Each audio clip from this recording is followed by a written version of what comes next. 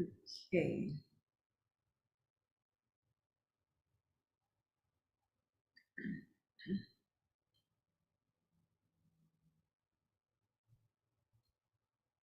Okay.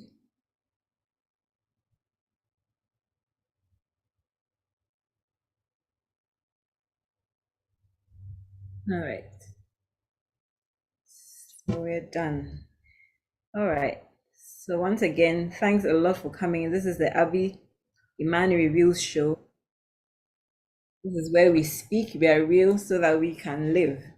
And before we proceed, I'd like us to say a word of prayer.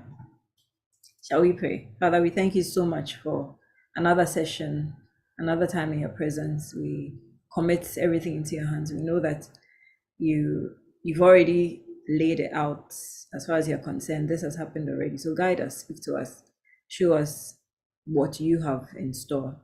And let this be a blessed time, a time of learning and a time of fellowship, a time of enlightenment. We pray for our guest that you speak through him to us. That at the end of the session, we will leave this place better people. We pray for those who are yet to join that you remind them and bring them to join us quickly. In Jesus' name, amen.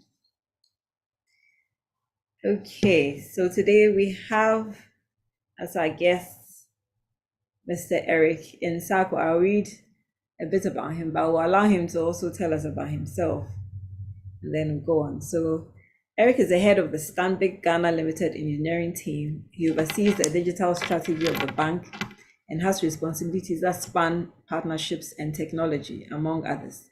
Prior to this, he served as the head of sales and distribution at MTN Ghana.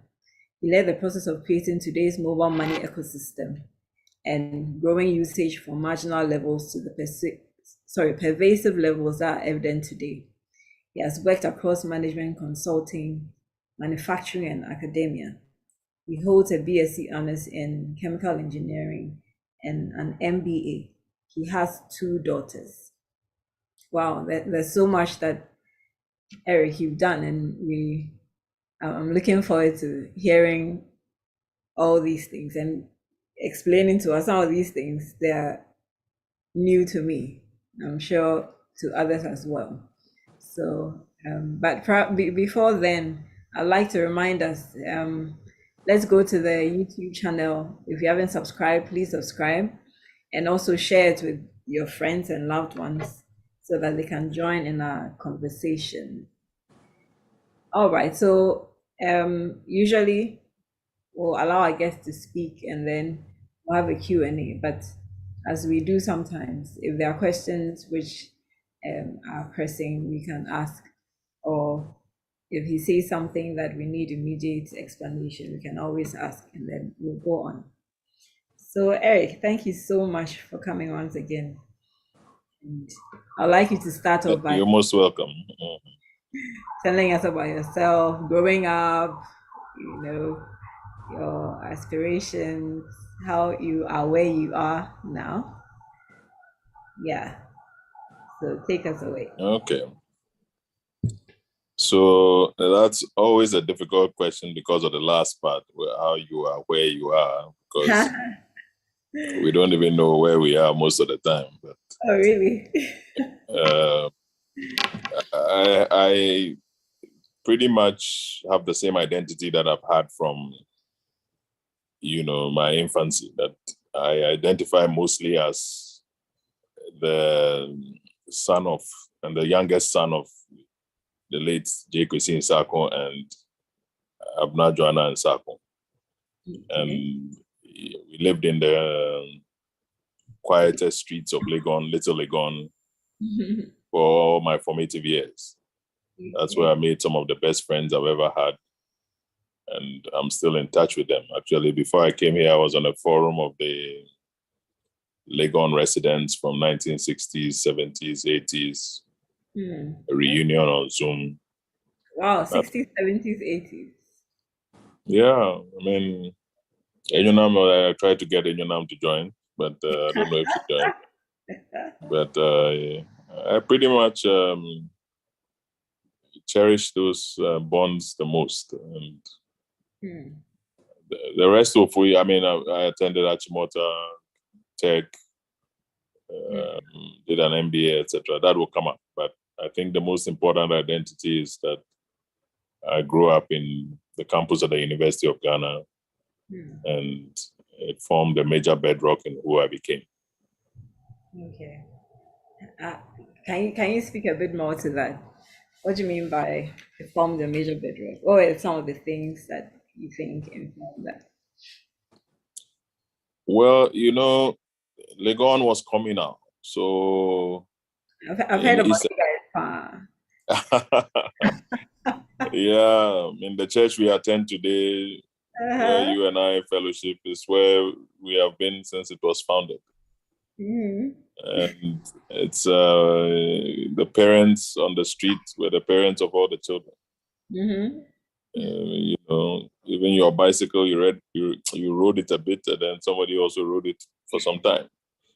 So if a snake attacked somebody's chickens, it was the responsibility of all the teenagers to kill the snake. Kill the snake. So it was, and you know, that was the end of Accra in those days. Like, it was, I call it the first gated community.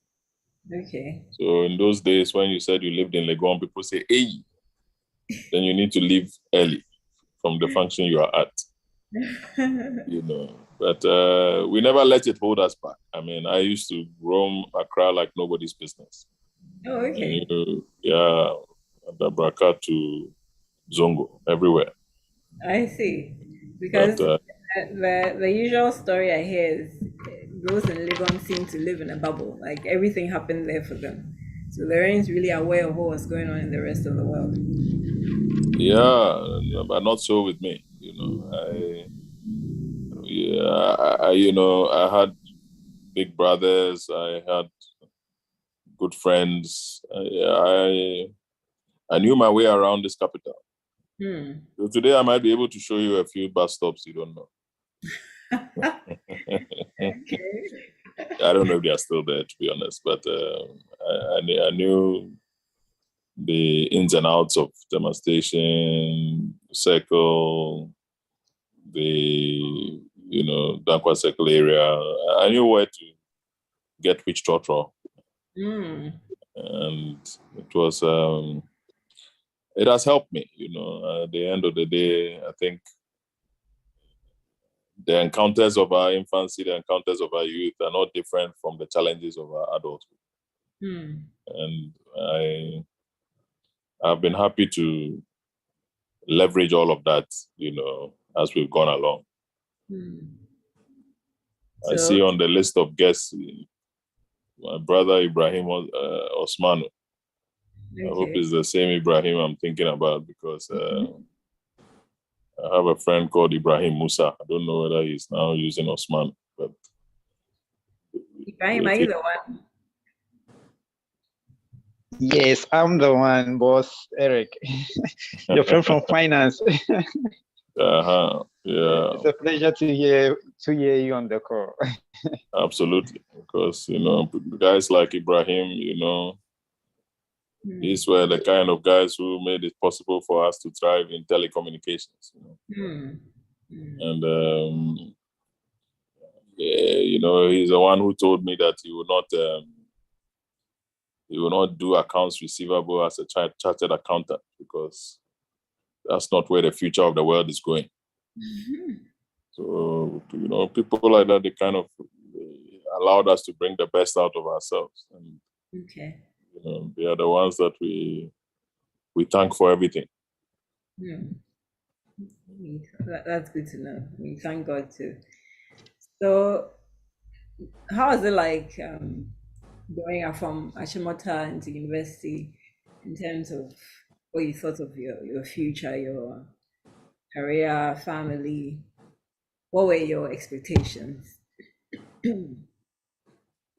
So, Achimota is one of the most complex institutions I've ever encountered, you know. Really? You know, I've encountered many. How so? You know, I used to say in those days that as a male student of Achimota, there was more emphasis on perception than on reality. So there were some categories of dominance. Those who had very close fellowship with the female students were considered dominant. Okay. Those who were very physically muscular and able to take on fights were also considered as major icons. Then the very rebellious who could take on authority and argue their way through.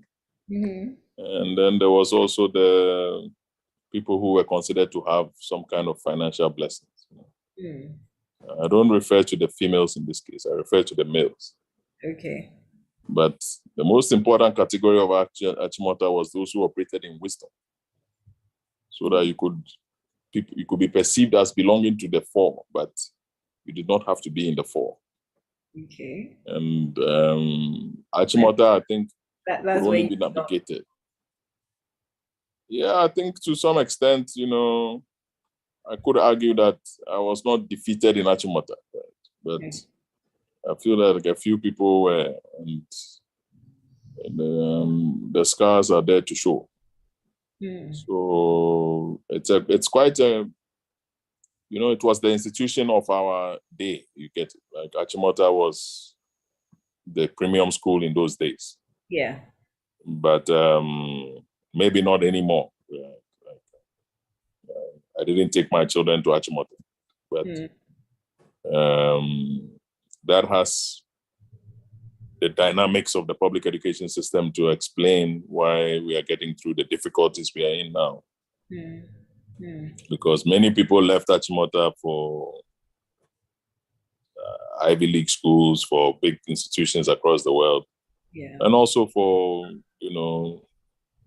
less high-profile stuff. But I feel as if the public education system has been experimented with a bit too much. Yeah. And today we don't know the identity we are getting. So it's difficult to make decisions based on what we know. Yeah. And some of those things are reflections that we have to have as a people, as a society, to find out why we are doing that to ourselves. Were you in Achimota too? Yes, I was. Which house were you in? Clark. Okay. I will not say anything. Oh, you say it. Go ahead. I was scared. No, it's all right. I hope I see you at church sometime. We talk about Clark House. But what I've heard is it's always been the ladies, the calm one. You are the one saying, Oh, it's true. You are the one doing the speaking right now. But, I'm blowing my okay. I'll tell you. I'll wait for your comments. Comments will come someday. Yeah, but it's true what you're saying. I mean, the way the educational system is right now, I mean, it will take a lot for the institutions to stand out properly, like you said, a proper identity. And if the effort is not put in, things will deteriorate. We're hoping that doesn't happen. Okay, so which house were you in? Let me also ask. As far as I'm concerned, there's only one house in Achimota School. Which one, Jibek? It's yellow. Livingston. Oh, okay. Well, me too. I won't say anything for now. Let me tell you something about Livingston House. Okay. Every school alumni group is structured around the year group when you finished. But Livingston is the only alumni group where we are together from 1972 to 1995 or something. Okay. The same WhatsApp group, and we organize events and so on. And so it's the only one that's not happened before in the history of secondary education in Ghana. So as for us, we don't, tell our story at all. Our story tells us. And we are very well known. Before COVID, every Friday, we were at Buka restaurant or somewhere doing something. I see. So it's a very powerful, and you don't join that alumni group by the fact that you attended Livingston House. We have to see you physically. Okay. And screen you at one of the events. Wow. We've given scholarships to students. We invite them to events. One of them is in 5th year medical school. Oh wow! It's a big thing. So we don't belong to anything. We belong to Yourself. Livingston Alumni Group, and that hear- one. If you tempt me, I will change the interview to Livingston. I'll choose not to do that. Next time when we meet, you can talk more about that. Yeah. It's a big affair. A big affair. Okay. All right. So from Achimota, you went to Tech, you said. Yes, and Tech 2 hours in Katanga. So me, I go with the places where it is bigger than the program. Because Katanga is bigger than the program. You know that. I know. I mean, look, let me explain something. The Katanga that we attended is not the Katanga that can set a lecturer's car on fire. You get it? Okay. What's the difference? 30 years ago, I graduated from Katanga, and so this was basically coinciding with when Jerry Rawlings became a civilian ruler. Okay. So we studied under military rule. Wow. And it really dominated the focus of our studies because the military were people who you get into confrontation with, you have to be creative. In the military, they don't have procedure for arrest and bail and detention. No. So if you provoke a soldier, it means you want to die. Yeah. So we had to get our way without dying. So how did that affect your studies? No, so, those are the principles of warfare globally. At the end of the day, the Aztec warriors did not expand by fighting only. They fought. But some where the king's daughter will marry the enemy's son, and then they compromise some defenses somewhere, then they betray somebody, then things happen. And we and the military, by all means, one day I'll tell you a story. One day the police attacked us with tear gas. And then the wind changed direction. So the tear gas went onto them. Yeah. But immediately we ran with buckets to fetch water for them to wash their faces. So you think after they will fire at us, they will never fire again. They saw that we had outwitted them. Why did they won their hearts? Were you demonstrating?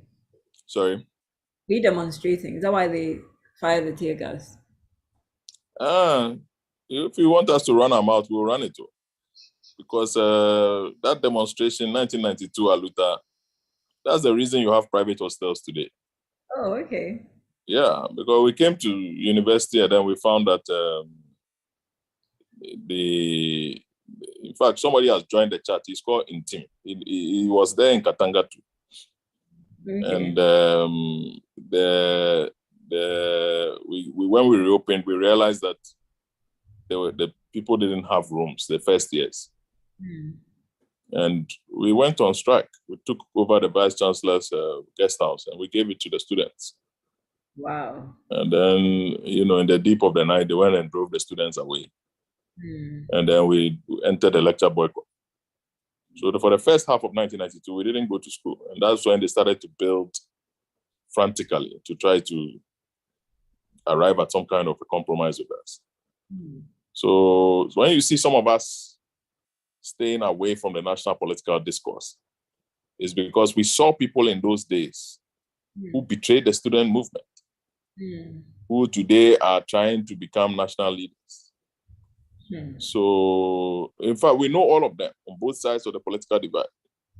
So we will stay away, because we saw them, they say the true measure of a man is not where he stands in times of comfort and convenience. That's Luther King, I think.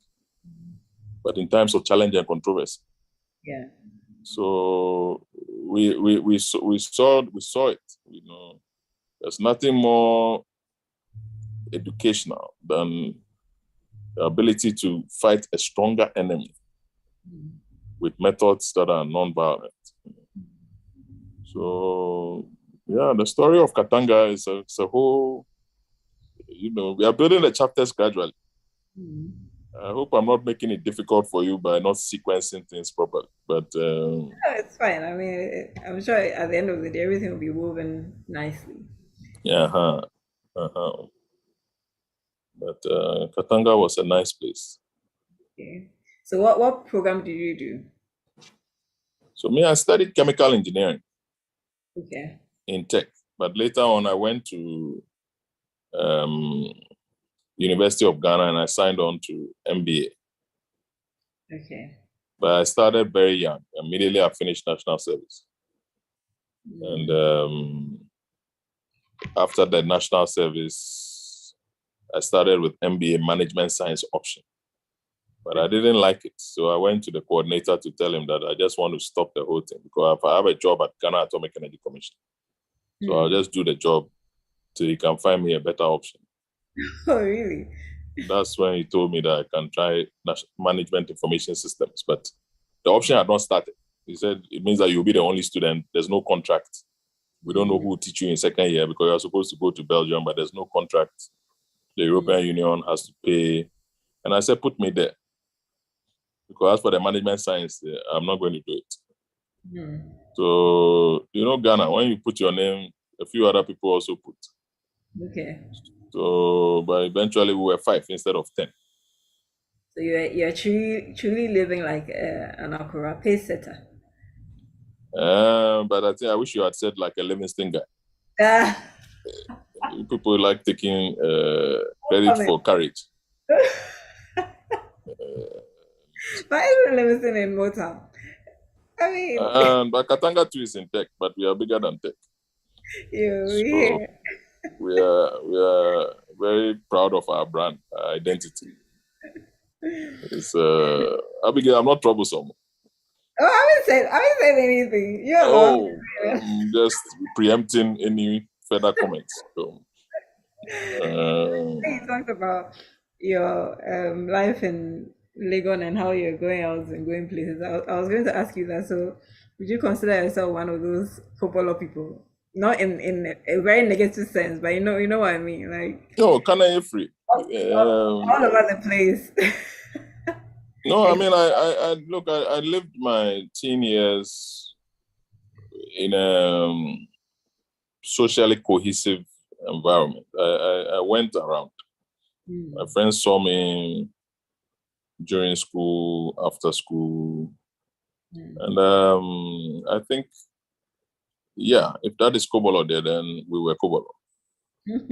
But I think it was not Kobolo. No, I think we used to make our lives fun. Yeah. Today I bring my daughter's my daughter's friends here. And I drop her sometimes at her friend's place. And it's a different society. They have Uber, they have a few other things which we didn't have. Yeah. But we found our way. And I think it was socially beneficial to this day. My networks have been very much a part of who I have become. And I think that also makes you more confident and gives you some sort of independence. Yeah, I think wherever you go, when you open the door and you see a familiar face, it diffuses any tension, and I think that's pretty much how I've played it. I've tried to diffuse tensions using the history of what I knew, what I was, and it has worked. All right, so back to MBA. So you did. So I did MIS. Okay. And we went to Belgium for the second year. Okay. And then we became the first batch of MIS. Okay. And I started from Pricewaterhouse, which is now PricewaterhouseCoopers, I think. Yes. But at that time, it was Pricewaterhouse Associates. Okay. And it worked out. We did the budget and public expenditure monitoring system for the Ministry of Finance.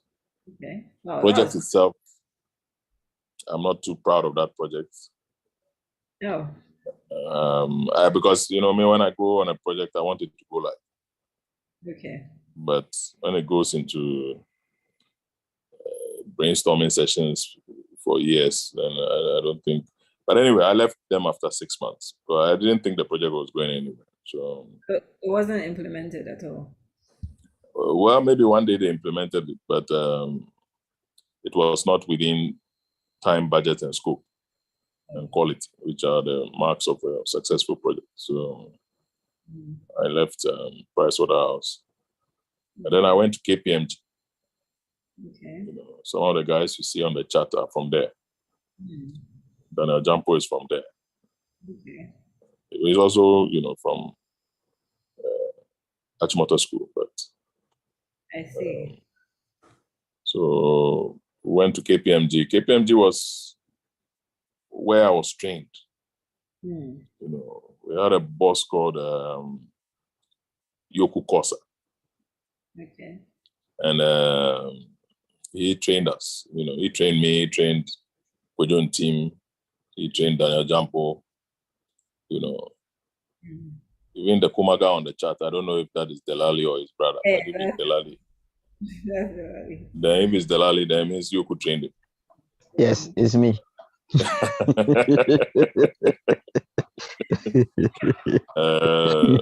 So we are one army. You see, for 4 of them to be here, it tells you that the army is strong. And we left KPMG to British American Tobacco. Okay. And tobacco was also a different kind of foundation. That was where I would probably say I got into hands-on IT. Because I did management information systems, I was a bit more methodology-driven, implementation-driven. But in tobacco, we became, hands-on as well. Okay. And but the thing is that the story of my life is that I've never been too long anywhere.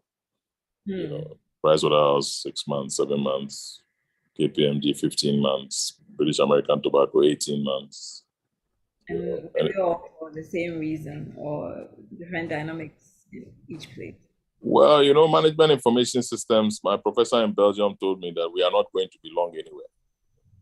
And when I was leaving KPMG, Yoku Kosa told me, he said, you'll be a consultant all your life because consultants enter and they depart. The ability to close a project is greater than the ability to open it.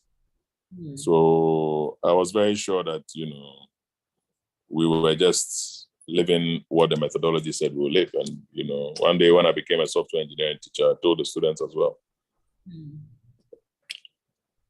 So nothing strange, no, mishaps, no regrets. It was just what it became. But have you been to Takoradi before? No, it's actually the one place I'm looking to go to. I've heard so much about it. It's interesting. Abigail, are you one of those Legon people who don't go anywhere? No. I've been to a few places, but funny enough, not at Takoradi yet. I'm really looking forward to it. Anyone will tell you. I see. Because in the tobacco days, I lived in Takoradi briefly. Okay.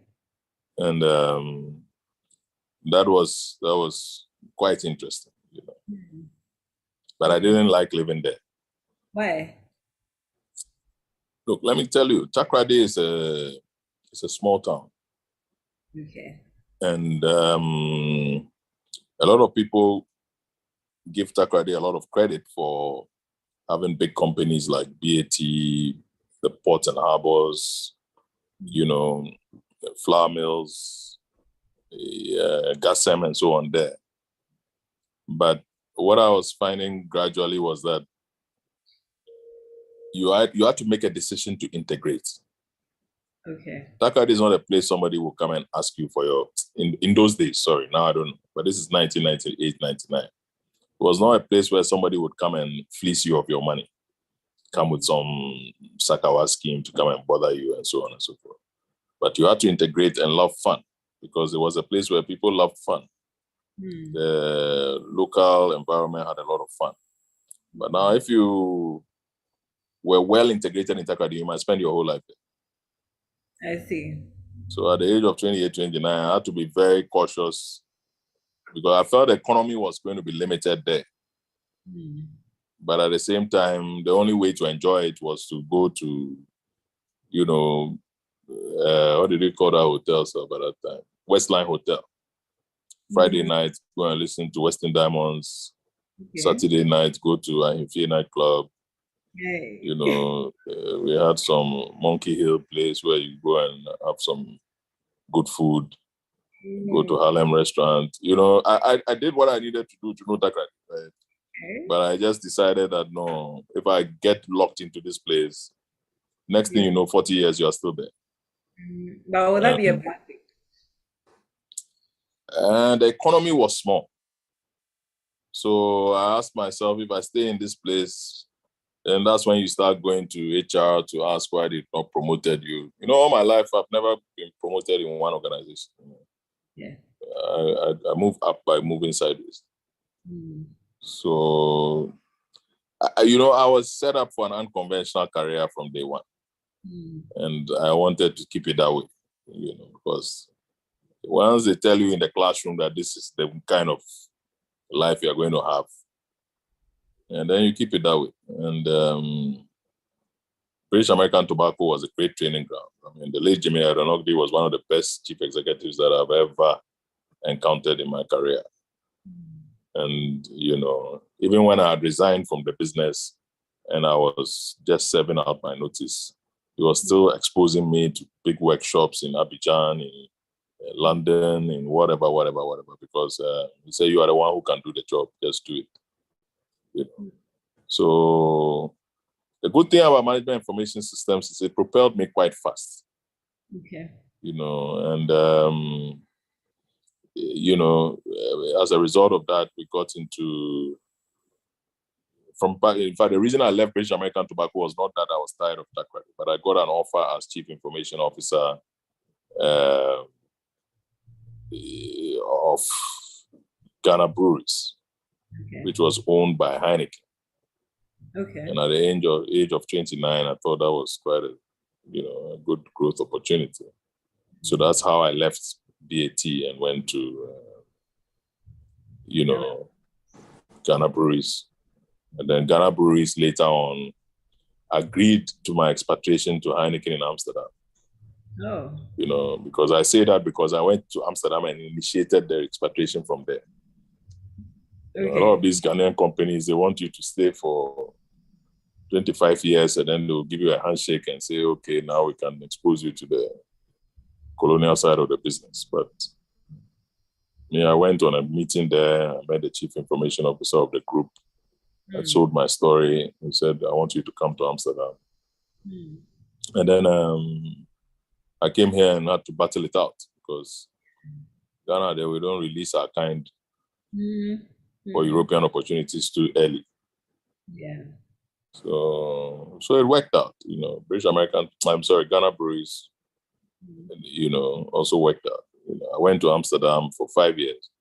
Okay. And the Netherlands is a very difficult country. Okay. Yeah, it's a very difficult country to live in, but I made it work by God's grace. Yeah, I mean, you see, Netherlands society is known globally as open.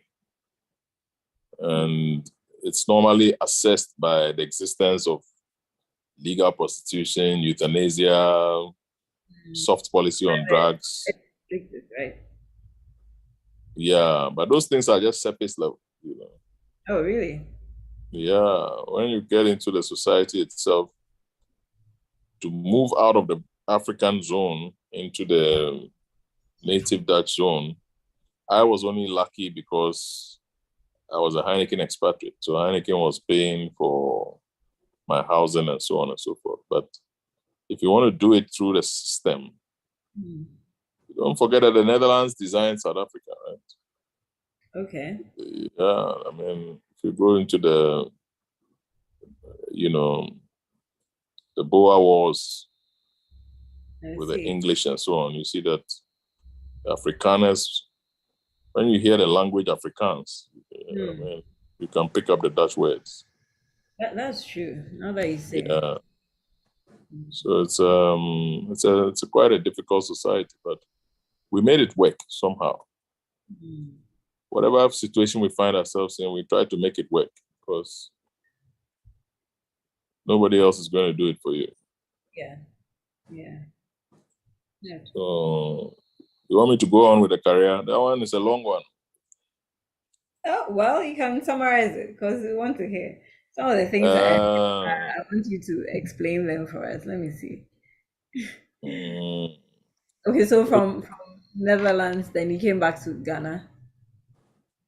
So from Netherlands, the same KPMG that has looked after all of us, I called them that I wanted to come. I called Rosemary Natui at that time.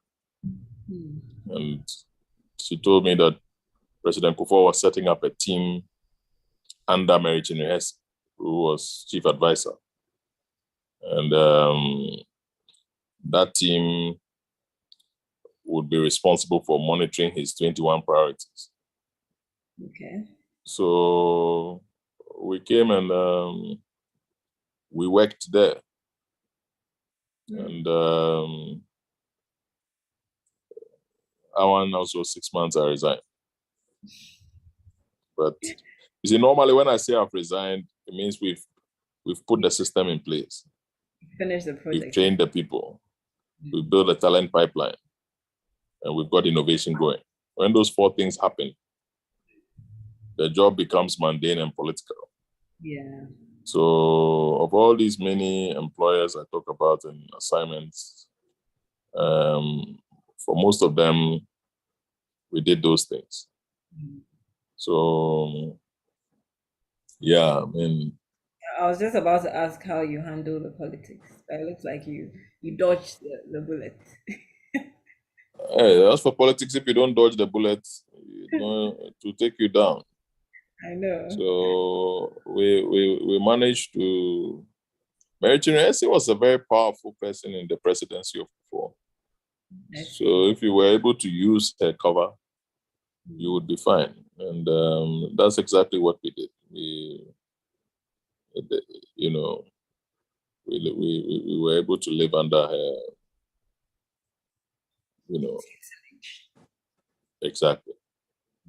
But when I left that place, I saw a newspaper advert which said, they were looking for a general manager for a company called Discovery Tel, which was an internet service provider. So, I mean, I saw it. I mean, I knew that it was a CEO role because the principals were in the United States. Okay.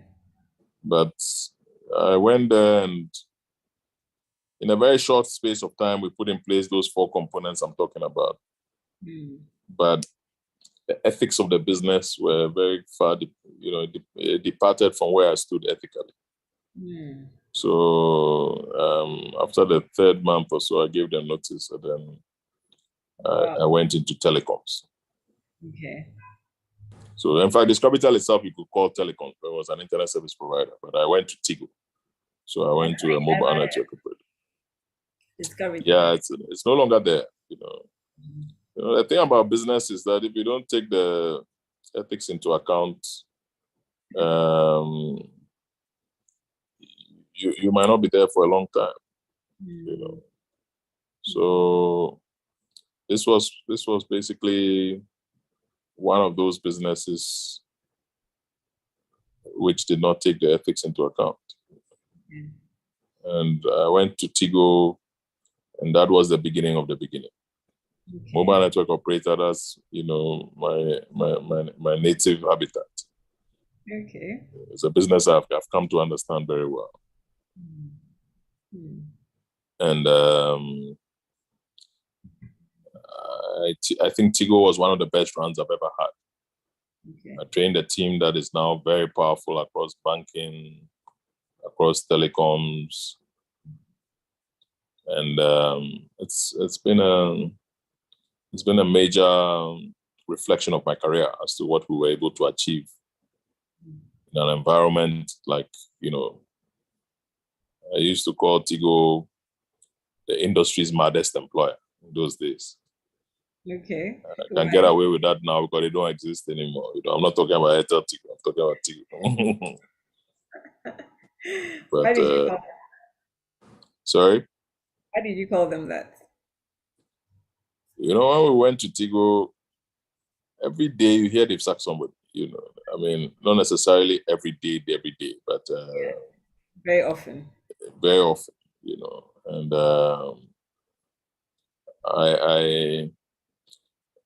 I could not understand what was going on because there was like, let's call it a European shareholder, the Kenevich Group, but they had Latin American management. Okay. And they basically ran an environment where the Ghanaians were, you know, to some extent, not as secure in their roles. But I mean, when I came, look, I mean, Tigo was probably, I don't know the tally at that time, but it was probably like my number 7 or number 8 employer or something. So I was, you know, I was working in a different mode, you know. So I think that at a certain point, the problems that we solved in Millicom Ghana, the group could not solve. So big auditors, everybody was looking to Ghana for the solution. Okay. But like I said, I trained the team. We had got the innovation going. The systems were stable, and the talent pipeline was in flight. So I didn't want to overstay, you know. Yeah. But I think that is the only employer you could say, as of the day I was leaving, I was walking out because of frustration, because I think I had done everything I could do. And the environment was just piling more and more crisis in my direction. And I thought, I've had it. I'm out of here. So I went home, actually, that day without a job. But I had a mortgage running and I had school fees running. So I don't encourage young people to make decisions like the ones I made. But, wow. You sound like the kind of person who knows what he wants and he goes for it. I mean, far. I'm just a special creature in God's grace. Like, well, yeah, it was a rough decision. But when I left here, I mean, out of that, I went and volunteered at Professor Clement Jidonu's university, and I taught software engineering, I taught software process and methods, software testing, software requirements engineering. So basically, I became a software engineer because I taught the whole program. Which university is that? So that was Accra Institute of Technology. Oh, okay. Yeah. But I think it was one of the greatest learning curves that I navigated, you know. A few months of doing that, I was ready to apply to GIMPA and Ashesi. Okay. So from August 2010, I was teaching full-time at GIMPA and part-time at Ashesi. So when you volunteered at the African Institute of Technology, you weren't being paid? If I tell you how much I made in 6 months, you might break out weeping. I think it was like, that's why I call it volunteer, because, well, if I remember right, I think every course was $400 or something. Anyway, I guess this is confidential information for an institution, but at the time, for me, it was volunteering, to be honest. I mean, there was, you teach a semester for 3 months, 4 months, and you get paid what people get paid in weeks. Yeah, but it built me up. And I don't know how. Well, I do know. I don't like people saying I don't know how I survived. I don't know how I survived. But Tigo had paid me some provident fund. Okay. So I used that to service my mortgage and my school fees. I was about to And ask. yeah, and that time, I think, I don't know if my family allows me to talk about all that, but when my mother died, she left me some shares in Standard Chartered. Okay. So I sold it. And, Desperate times.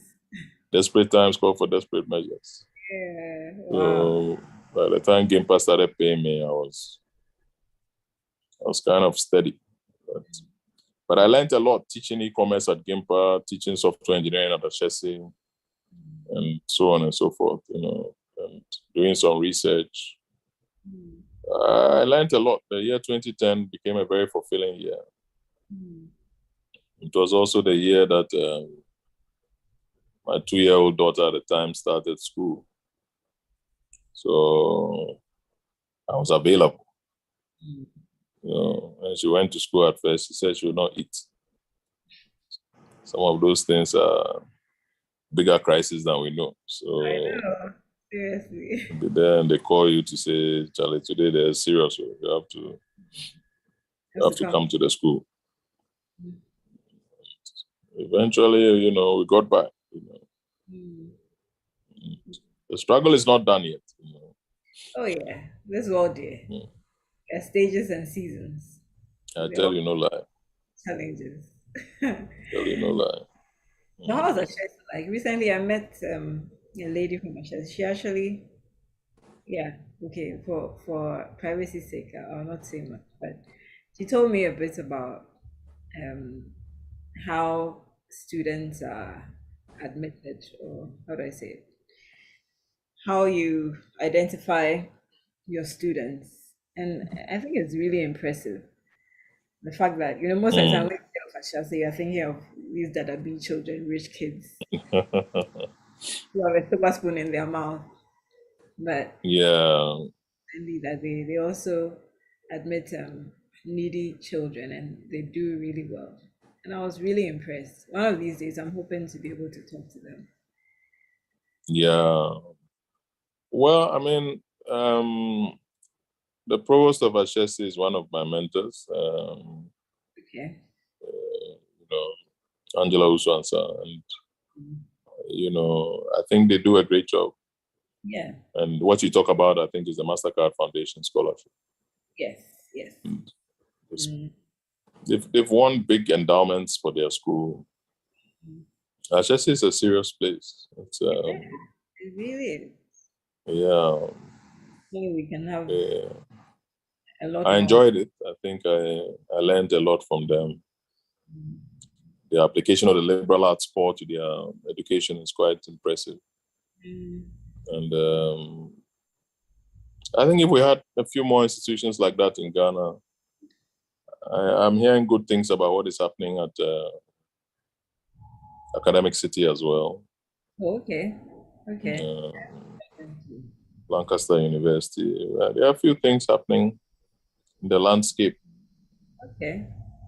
We hope that we can refocus our energies on training a dynamic youth corps, which goes beyond sloganeering, goes into critical reasoning. Yes. With a digital focus as well. That's also good. Yeah.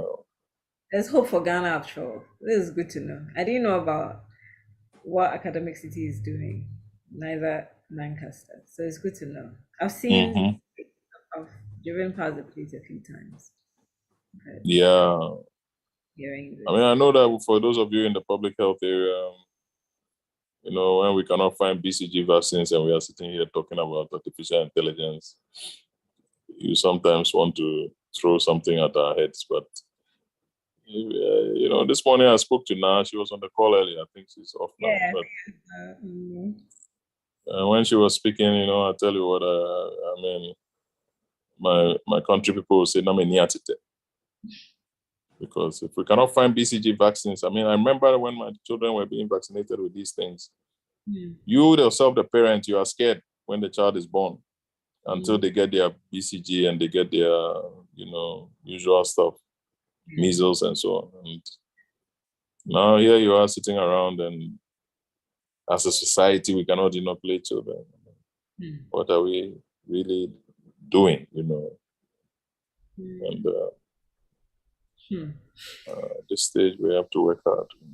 Yeah. I mean, today, me and a few friends, I don't want to mention them, lest I get in trouble. We're ranting about this country. We're like, at this point. Don't run away, or don't run away. Oh, don't worry. We're here. But seriously, I mean, the way things are going, it will take God. You see, the thing is that I always give the example that when I worked in the Netherlands, the country, the Netherlands, was branded on the basis of Philips of Eindhoven, Unilever, Shell, Heineken, ABN AMRO Bank, Rotterdam Harbor, Schiphol Airport. I didn't know who the Prime Minister of Holland was. Okay. Politicians were not important. This thing we are doing in Africa, making them important, is why they are taking our vaccines and selling them. Because at the end of the day, the Republic is built on institutional capacity. Yeah. And, I don't want to hijack your show for propaganda, but, I think that the African inherent and native institutional capacity has not been harnessed. Recently, I was listening to a video of Asante speaking in Memphis, Tennessee, and this is what he was saying. That so now you have tried 66 years. You've told yourself that your traditional states were not important, your traditional culture was not important, your heritage was not important. All you wanted to do was to form an ideology and go with that ideology. And now that you have not been able to do it, and you are always at debt bailout and so on and so forth, why do you think you cannot create solutions? What is the break between yourself and creativity? Sir Francis Bacon says ancient times were the youth of our times. We need to go back because the world started from antiquity. The Dark Ages led us into antiquity, which ushered in the early Middle Ages, the late Middle Ages. And you find that this whole thing we are pursuing right now is something that started at the era of the Enlightenment, 12th century thereabout, ushered in with later on the Renaissance and so on. Because there's a certain person called the European and there's a certain person called the African. The European will say that his history of thinking is probably traced up to Socrates, right, and beyond. And, then Plato came, then Aristotle came, and then the era of the medieval period, they border it between St. Augustine and Thomas Aquinas, because they were kind of then looking at the church and state. But, beyond that, when they go into the era of an Enlightenment philosophers, they will start from maybe René Descartes, who decided that he wants to question everything. That's why he came with the I think, therefore I am. But he was not the favorite person of David Hume, who came after him, right? Because, at that time, they were talking about different aspects of epistemology. So the senses that the likes of Hume and so on had were trying to look at the metaphysical world also in certain aspects that Descartes and co were not looking at. But these things were a bit shifted from our essence. Yeah. And the African philosophers, Redu and William Abraham and so on and so forth, have also spoken to the fact that, within the African ethnography, you have even words that when you pick up, the philosophy of the society. And these guys, are comparing that to saying that you can't make an omelette without breaking eggs. Those kinds of statements. They're saying that's not philosophy, that's just idiomatic. But when we are talking about African society and we are talking about proverbs as the house of speech, as the Igbos say, it's not the same as you make an omelette without breaking eggs. You have to be African to understand some of the dynamics of the things that they are talking about. You can't alienate Africa from philosophy. No. because we had our own, you know. And it is that way of thinking that you have to see. When we came to, you know, MTN and so on, and it came to the basis on which we would do mobile money and all that. That's why I'm talking about these things, because at that point you have to examine the society. Yeah. Yeah. And the unique features of that society are what you are tapping to be able to do something that is uniquely Ghanaian. Mm-hmm. But, you know, a lot of the time we want to talk about, look, when you talk about Lee Kuan Yew and these kind of guys, you see, they, you know, the empress like Genghis Khan and those kind of Chinese dynasty people who, as a result of the understanding of the Chinese empire and the Oriental philosophies, they also built a world civilization. Mm-hmm. So those kinds of guys, Lee Kuan Yew and co are offshoots of that kind of society. So these are guys who were, you know, good friends of British prime ministers from Wilson and so from, I think he's called Harold Wilson also, from Cambridge. So they used that to tap into the Western resources. Okay. But also they were giving free labor union services and so on in the Singapore environment to be able to get the independence from Malaysia, you know. Mm. So it is always at the nexus of two very different worlds that you get value. You know, that's why they say Steve Jobs them as Zen masters and so on and so forth. It's always at the point where you know, Steve Jobs, the Apple guy. Mm-hmm. See, those guys, they like transcendental meditation and, you know, the Zen mastery, you know. But it is at that point that you get value, where you marry the two worlds, maybe music and computer programming, those kind of things. But what we are trying to do right now, we are bastardizing the whole, you know, when you go and do research today and you want to ask the number of people who go to church and are females between the age of 35 and 45. See, my question will be, what are you trying to prove as a theoretical construct that will contribute to knowledge? Or are you just trying to get a promotion, right? Mm-hmm. Because yes, there's a lot of basic research going on in all institutions in the world, right? But my point is that the grounded theory has to be addressed. Because in all the disciplines of the world, you know, in science, Albert Einstein was delivering grounded theory. In philosophy, between Descartes and Hume, and later on, what do you call that guy, Hegel, and so on and so forth, they were, you know, also doing something. Kant before Hegel, you know, they were all doing something which was grounded. If you go to political science, you know, John Locke and Smith and so on, they were also doing something. But we want to do just a little efficiency tweak. I think somebody is unmuted or not. Yeah, I'm trying to.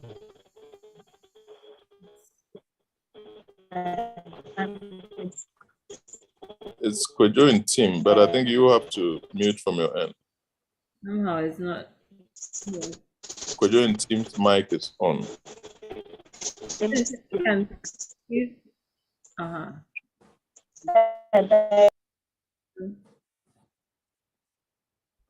Okay, I think it's gone now. Yeah, okay. Yeah. So yeah, I mean, those are the little things that I think if we addressed, I was hoping I will not get onto a topic that would make me too passionate and then start blocking the conversation from happening. But it's all part of the conversation. I mean, that particular one. Again, we've been talking a lot about Ghana these days, and one of my friends, again, I'll mention the name, hosted one of the old theater shows, and it just brought back the fact that we are not authentic. And long and short, at the end of the day, we all agree that we sort of lost our identity. You know, we don't value our background, the good. Of course, it's not all good, but there's that good aspect that we can be proud of and base our identity on. but we think what's from out there is what's best for us, and it's made us lose ourselves, and that's exactly what you're saying right now. So it's For me, I don't quarrel with our ability to adopt practices from other cultures. Like I'm not a purist when it comes to culture. I'm okay with wearing a kente shirt which has other fabrics, somewhere, and so on and so forth. But I think that the way we have allowed the narrative to form, as though we don't have our own political science, we don't have our own philosophy, we don't have, that kind of thing, is where our educational system needs to fix it. Yeah. Because you don't want to train a generation that believes that they don't subscribe to certain disciplines. I think it should be a compliment to the African nature that we were able to learn the Western history and so on so quickly and discard it so quickly. Because today, if you look at the, scholarship that is going on in, there's this, is it Impim Menu or Menu Impim? Great African American scholars, Molefe Kete Asante and so on and so forth, who are writing some very good stuff that the governor of Florida is now very worried that African American history is becoming too powerful. And it is showing up some of the Western history for what it is. I mean, what is the history of Greek civilization? About Zeus being up there, creating Atlantis, and Apollos being in charge of the sun, and so on and so forth. We know that it is mythology. Yeah. The Aryan race, which Adolf Hitler based his whole torturous reign on, it is mythology. People who rode chariots into the hills of India and they looked white and so on. It's all mythology. So when you start to show it up for what it is, then people start to ask you big questions that, what was this thing based on? What was this whole superiority? What was it? Like, how did Africans become suddenly, second-class people, And, Ethiopian philosophers, Zera Jacob, these people wrote more important things than what Kant and co wrote. Because, the history of Africa is the history of the world. The kingdom of Axum is where, the Queen of Sheba went and met King Solomon. And, that line, that's why they call Haile Selassie the 52nd descendant of King Solomon. So, we've created a society where only Rastafari understands even this thing I'm talking about, So, when I was in Achimota, my senior Sparks, he was Rastafari, and he understood. When you go on Facebook, you see his name is Echo Axum. Echo Axum. Yeah, but the kingdom of Axum is one of the greatest kingdoms of Africa.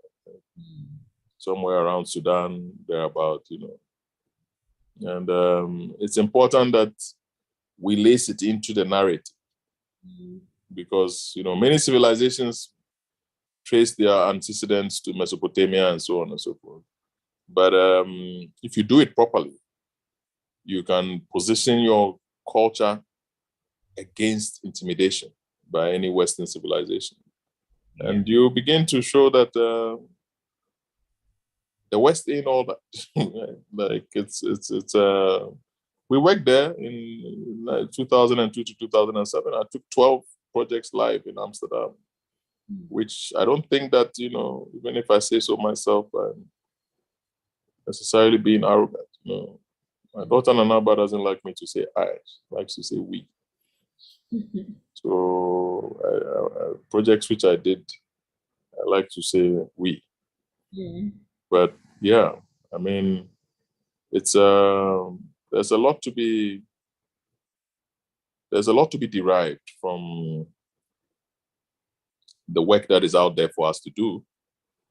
But as we seek to achieve more, we have to build up that confidence. For me, that's one of the biggest things. Yeah. Okay. Where were we? We were at Tigo, at lecturing, I think. Lecturing, I shall say, yeah, I shall say. Okay. So, yeah, when I finished with the lecturing, I went to Airtel. Okay.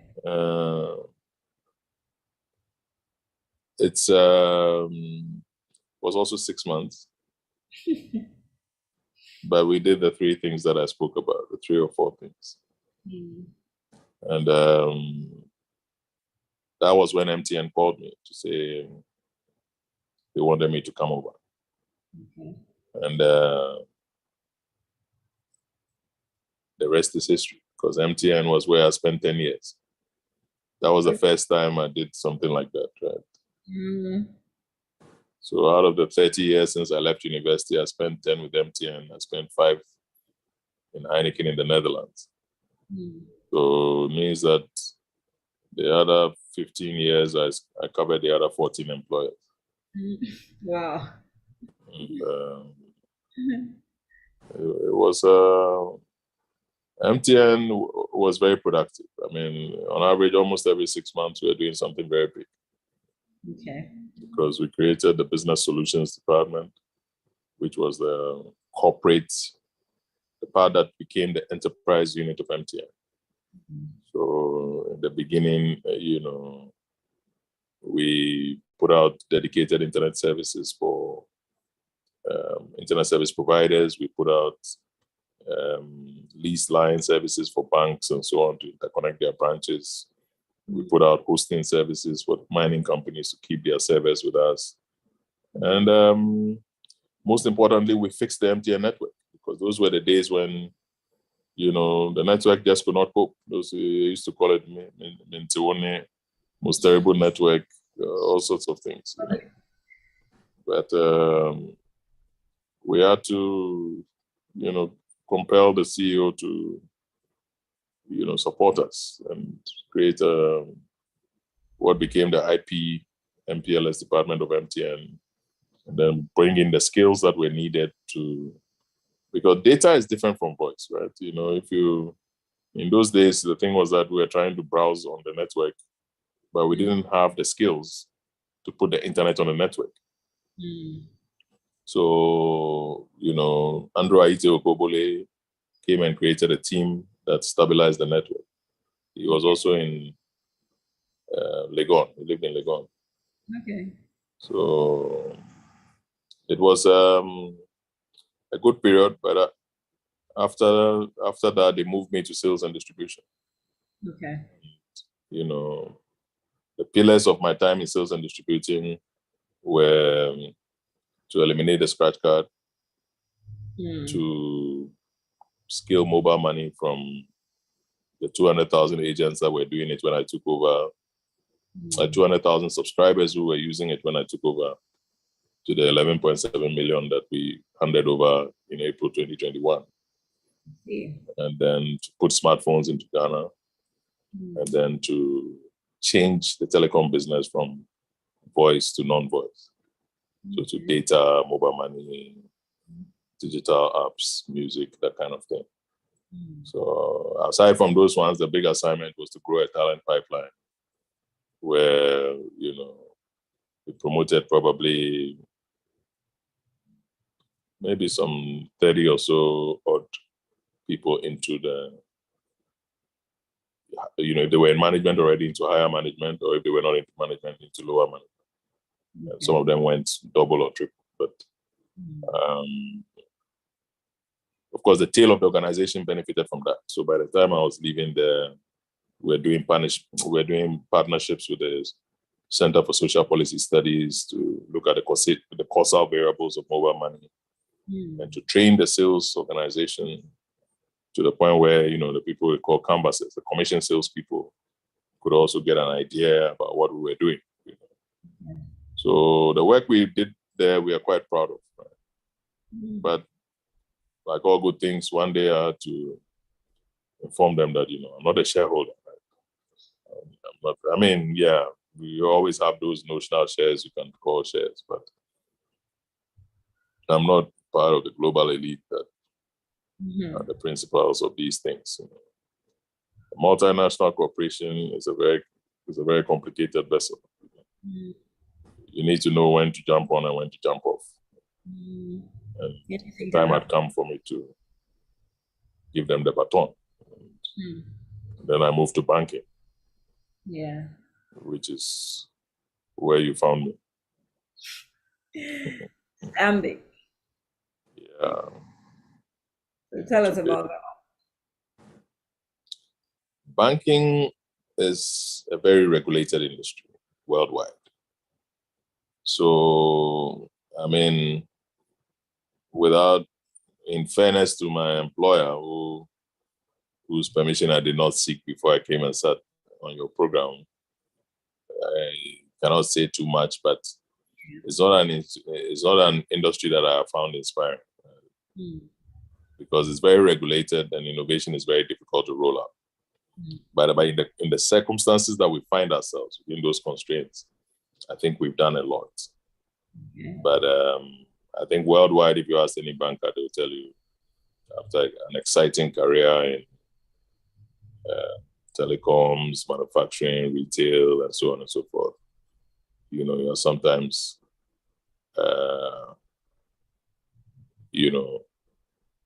asking for trouble if you want to close in banking on the same high. But sorry, I put my finger on the camera, but somebody was asking which category did I belong to, but I don't know what it means. His name is EK. That's your friend. Which of my friends? The one we both know. Oh, that's okay. Wait, I when see. you're talking about the different categories in Motown, that's when she asked the question. I see. Hey, anyone wants to put me down? I see. No, that one, I operated in wisdom, like I said. Yeah. I moved into each of the categories as and when the occasion demanded. Yeah. She doesn't why I'm giving her up like that.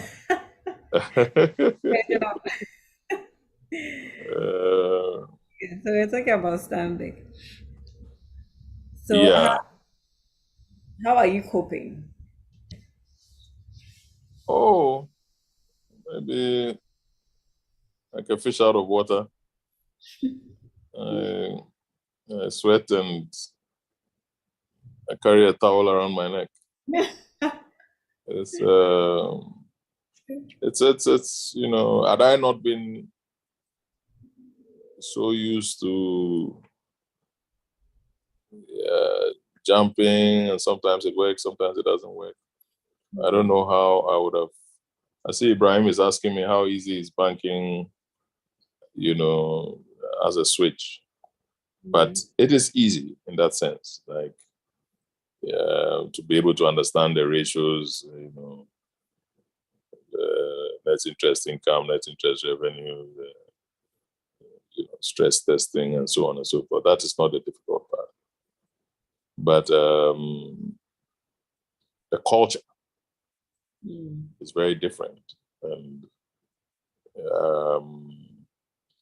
but like I said, I am a passenger of time, I don't, if you called me next year at the same time, nothing guarantees that I'll be with the same place. You get it. So it's a question of making it happen when you can. But if at some point the job is done, the most important thing is normally the longevity of the legacy. Yeah. So that's what I'm trying to ensure. That as for making the system stable, getting disaster recovery tests in, putting a talent partnership strategy in place, streamlining innovation, streamlining regulatory products, and so on. So those are the things that we focused on so far. And it has gone very well. I mean, on a more serious note, I think I could say that these years have been very productive years since I left. But when I left telecommunication, I put myself into 7 buckets. And every day I assess how we are doing on all 7. How do you mean? Well, when the IMF thing was happening, we did some simulation using the digital economy. And what I said was that, look at the numbers. I'm an engineer. I like to look at the numbers. Yeah. Unfortunately, today I've been talking about things that I don't understand, like philosophy and history. But I'm an engineer. The basics are what I look at. The V equals U plus AT. So when I go back to the basics, MTN did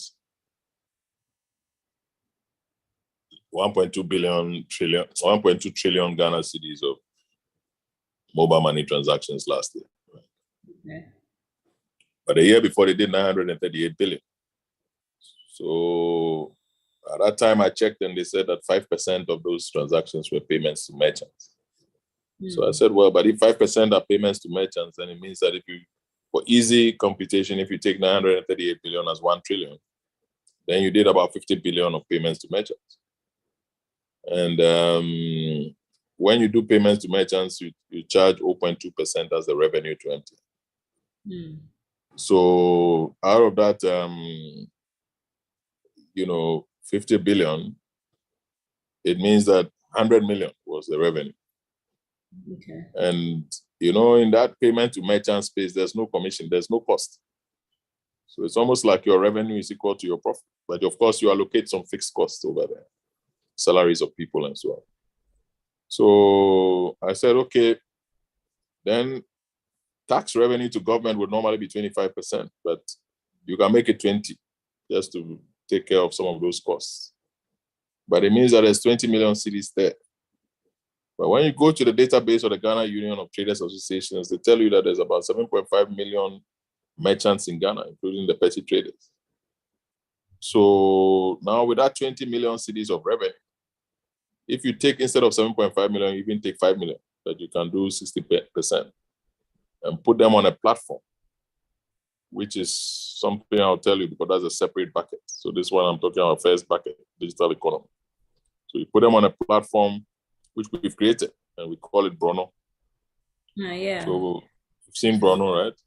You mentioned it. Yeah. So the whole idea of Brono is, if I took this bottle of water, I don't know if you can see it on the camera, but if I took the bottle of water and, you then put it into the Brono platform as I want this bottle of water, it will go to all those petty traders around here who sell the bottle of water, and they give you a price. And you choose which price you want, and then they deliver it to you. Okay. And, you take a little commission. Now, as in the Brono platform takes a little commission. But because this is e-commerce that speaks to the 3 most essential differentiators for the informal sector: the lack of listed prices, the secure payments, which are because you pay Brono on an escrow. You don't pay to the merchant. You pay to the app, and when you get the item, it releases to the merchant.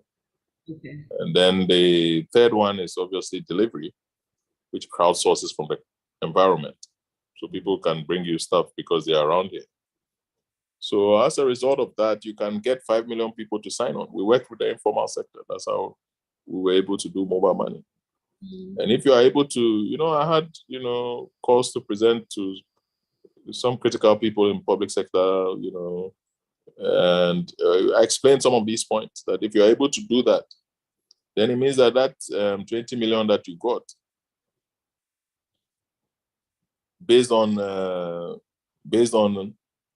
200,000 merchants, Okay. to be able to scale it to 5 million merchants, it means you have multiplied 200,000 merchants, which is what MTN had, you've multiplied it by 25. So the 20 million also by 25 will give you 500 million. And then after that, you bear in mind that the revenue was 0.2%. So you can make it 1% because mobile money that is 1%. We put the 0.2 there because we were growing that sector at that time. So you make it 1%, And the 500 million immediately becomes 2.5 billion. And then you pass a law that the windfall must not go to the telecom company, must go to the government.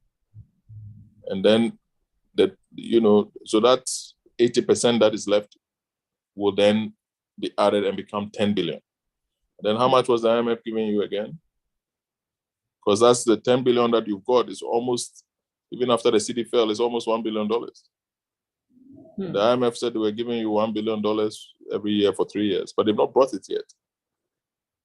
So those were things that we put out there, and this was something that I gave to the Institute of Social Statistical and Economic Research to work on. And what happened?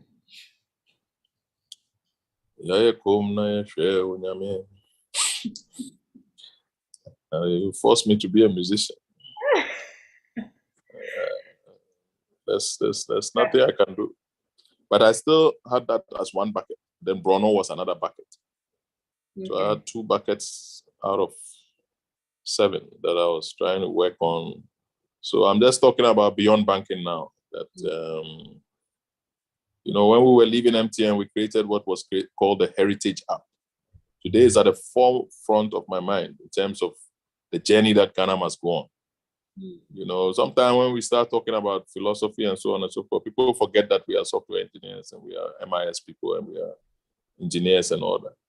Of course, we understand technology right to the point of neural computing and artificial intelligence and consciousness and so on and so forth. But we are trying to link it to our culture so that we can evolve this nation. Right? So the Heritage App was created on that basis that whenever I went to the Wemefia's Palace or the Chiefs, the Menshia Palace or so on, I felt the donations that corporates were making were insulting to the heritage of the place. So we should put them on an app where people can donate money, watch the festivals, Apesidae and so on and so forth, and experience the culture, virtual tourism. And this app, again, I don't know if it is scaling or not scaling. It was one of those ones. The system that we put in place for President Kufuor was one of the buckets as well.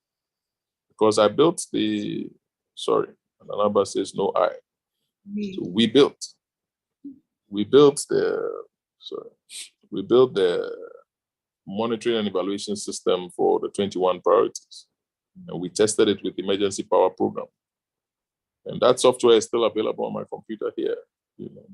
Kufuor's priorities were West Africa gas pipeline, health insurance, youth employment, president special initiatives, and so on and so forth. And every government has priorities that we can use that for. So I'm still quite eager to, lend some support to whoever wants to look at that. We also looked at the scaling of the financial sector, which is a big issue today. The distribution framework of, banks and financial institutions needs to be enhanced. And those are things that one day, we hope that we can get into an assignment because of our present constraints. And then, of course, we also looked at entrepreneurship ecosystems where we could get into partnership with the Ghana Digital Centers. And, at that time, we brought together Telecel, Ashesi University, because, the pyramid of Silicon Valley is the pyramid of development, right? At the apex of Silicon Valley is the Stanford University. And then at the base, you have the, incubators of Google in Mountain View and Facebook in Menlo Park and so on. And then you have the Sandhill Road where the money comes from. So we wanted to do the same thing here where we put MTN and Vodafone and so on in, one apex. And then we put Ashesi and so on in another apex. And then we bring the MasterCard Foundation and so on together to be able to form some kind of economy. And these things we've not given up, but it's very difficult in this environment. But the things I'm describing to you, if we did these 7 things, including the last one, which is to put up a training partnership where, a big bank, like maybe my employer or some other one would fund Microsoft and so on to pay faculty of universities to teach informal sector people digital skills and so on and so forth. If we put together those things, we have a developed country. And it will be landed on our heritage because we understand it. That's why I was talking about, the kingdom of Axum and so on and so forth. Because, you have to do these things. This is the this is the continent which started from, there's a Still Pulse song, which you like Still Pulse? No, Still Pulse is after your time, before your time. But we used to have this reggae group, and then they would sing Egyptians, Phoenicians, and the Moors, civilization, that's for sure. Creators of the alphabet. When they're talking about Egyptians, Phoenicians, and the Moors. The Phoenicians are like Lebanese, because the Moors also, they ruled the province of Iberia, right? And that's Spain, and so on and so forth. These are black guys. And Egyptians, we know Egyptians. But you have to link the modern science to the ancient science, right? Because the world is just going round, we are not necessarily evolving. Sorry? There's nothing new under the sun, right? There's nothing new. As for what you do, I would never understand, right?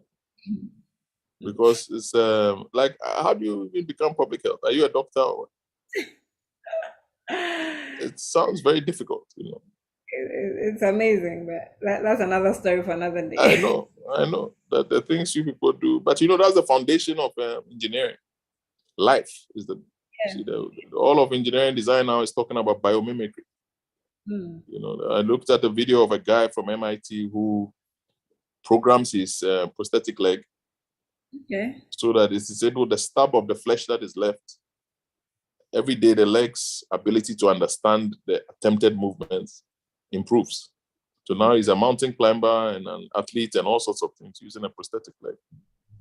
So, this is why I keep saying that, from the kingdoms of Babylon and so on and so forth, not so much has changed. We went through pre-modernity, we went through modernism, we went into postmodernism and so on and so forth. But you find that we are getting back into the considerations of the metaphysical. Because in the modernist era, nobody wanted to hear about, the metaphysical, like the inability to explain. There's a guy called Michio Kaku, who is a great professor of physics. But he's able to explain where we want to go and how robots will do everything, and energy will be infinite and so on and so forth. But there's another guy on the panel that he was on who told him that, look, even a lizard, when you cut off the tail, it grows back, right? So don't try to predict the world, because humanity has not been able to do what a lizard is doing. And sometimes you have to realize that the trajectory of life will be ordered by the metaphysical at some point. And, God himself is out there looking at what we are going to do. What do you gain when iPhone becomes thinner? You at the end of the day, you've just compacted technology. Some patents will be issued, that's true. But this is not a pivot in science. But, on the other side of it is that when you look at the civilizations, the Mesopotamian region is just the region between the Tigris and the Euphrates. Right? And it is out of that region that Alexander the Great and so on went and conquered Greece and started to spread Greek civilization across. Today, somebody was telling me that democracies are hardly ever in war. And so maybe that is the reason that some of these societies that we have, of course, Boko Haram is in war, but maybe it's a special democracy. But you are taking that region, and then you see that even from the story of the Bible, that is where Noah's Ark and so on crashed, or came to shore. And it is out of that that you find that Ham was the son of Noah, Cush was the son of Ham, and the Cushites were in the Horn of Africa, right? And at the height of their empire, they conquered Egypt and all that. And the Nubian Empire and so on were all, subject to these guys at some point. But you find that out of those guys, they came to the West. Some of those guys came to the West. And you find that old Ghana, Wagadu, was also a beneficiary of that migration. So you see that my interests are many, right? But out of that, Ouagadougou came, you know, when Sundiata Keita formed Mali, you know, then Mali, the Malian Empire became the big one in the West. And then Mansa Musa and so on ruled that empire. Then they were conquered by Songhai. So Sunni Ali and so on and so forth, they also came from the Songhai side. But out of the conquest of the Songhai by the Moroccans, you find that some people migrated to present-day Ghana. And then the Gunja and so on arrived, you know, because, you know, the Guana spread everywhere, from Ifutu to Labadi. And out of this came a lot of empires, Dentra, Akwamu, you know. And, you know, these things are important because it is through that you begin to see the inferiority of the conquering civilization. When somebody conquers you in war, the person is not superior to you. Is the outcome of the Russia-Ukraine war going to tell who is superior by nature? It is not. These are also people who were, you know, historically there as well. Europe has been cleared clean by Hitler. It has been cleared clean by Julius Caesar. It has been cleared by Napoleon. You know, a lot of people have attacked and won. Does that make, you know, one group is superior to the other? Or, you know, it is all intermeshed. You know, some people were under a different name. One day they moved somewhere, they became the Vikings. These ones, you know, they say the Prussia people became the Germans. You know, it's all quite a mix. So we have to look at our history that way. And when we do, I think that our confidence will be restored in the fact that we are onto something that is also great. And our understanding of the sciences and our understanding of software engineering will also allow us to depict consciousness in the way that reflects Africa, based on the philosophical thinking of Africa. And when we take on those things, we know that then we have a destination that will reflect science and technology. Because you can't develop this country through cocoa and timber. I don't think that there's enough of that. I don't think that there's enough gold. Which river bodies are you going to pollute after the ones you've done already? You're going to need digitization, you're going to need energy, you're going to need healthcare. And once you solve some of those problems here, they're going to scale internationally.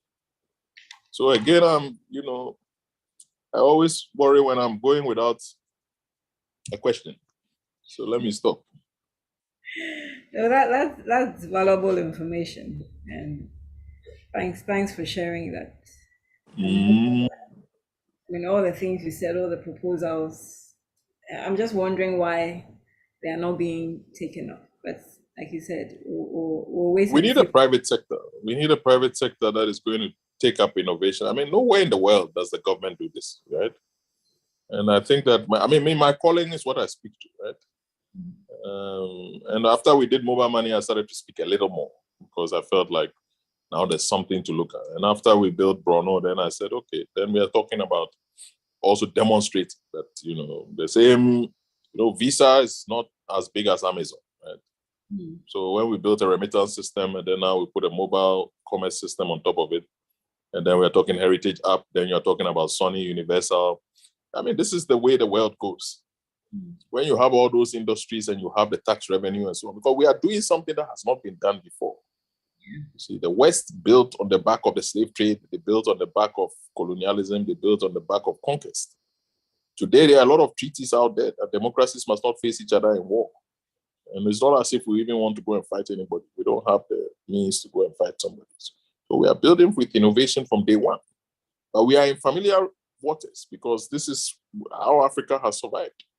You know, and if we are going to go by, you know, nothing should be taboo. The time when we used to say, you know, the kind of resistance that the British faced in Angola, you know, the kind of resistance they faced in the 100-year war with the Ashanti, you know, nothing should be taboo. We should be able to talk about these things without somebody saying, hey, because you're an Ashanti, because you're an Ewe, because you're no.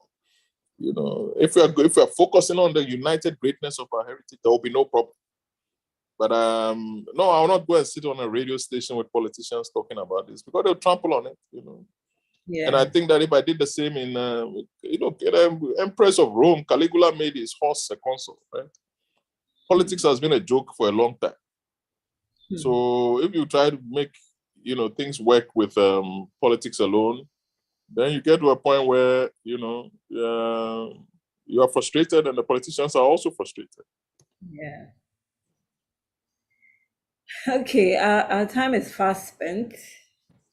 I think a lot said, you shared a lot about yourself and about your contribution that you're making towards making Ghana a better place. And there's no better time than today, being to talk about these things. I'm hoping that it's not going to stay here. As we share this video, it's going to get to the right ear and go from the ear through to the hands. So thank you so much. Thank you. I wish we could talk some more. Ibrahim says thanks for the presentation. Yeah. Ibrahim is a great guy. One day you should invite Ibrahim himself. Okay. Well noted. Yeah. I've learned so much. But you owe me the explanation about public health. When I see you on Sunday, you have to tell me something. Oh, I will. Definitely. Okay. All right. I would have. Okay, Dana Jampo says, I've enjoyed your journey, Eric. Danny J, the interesting thing about me and him is that our daughters are also best friends. Okay. That's so nice. It's wonderful to see her. And Ebo and Amami say, oh wow. Great talk. Truly a lot to think about. Seriously. I think we should find another time to talk about this properly.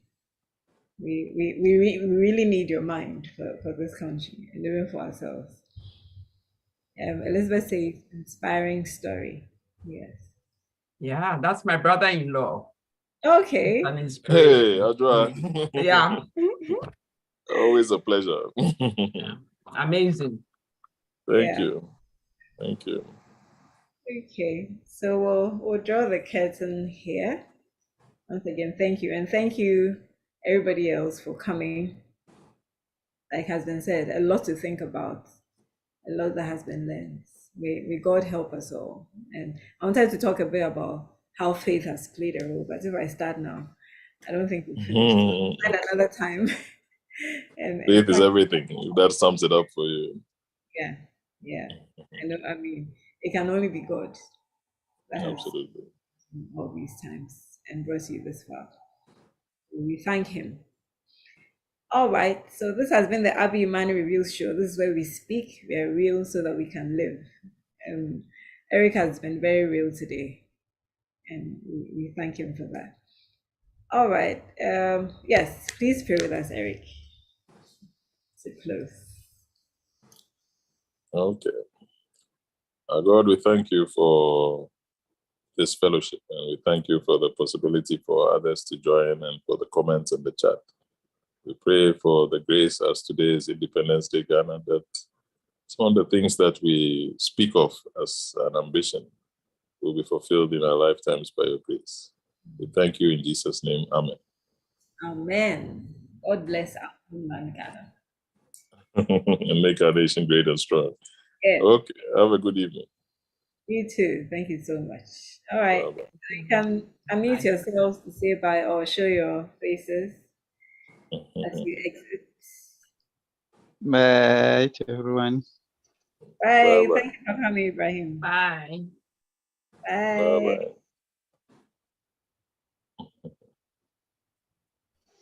Okay. All right. Okay, bye.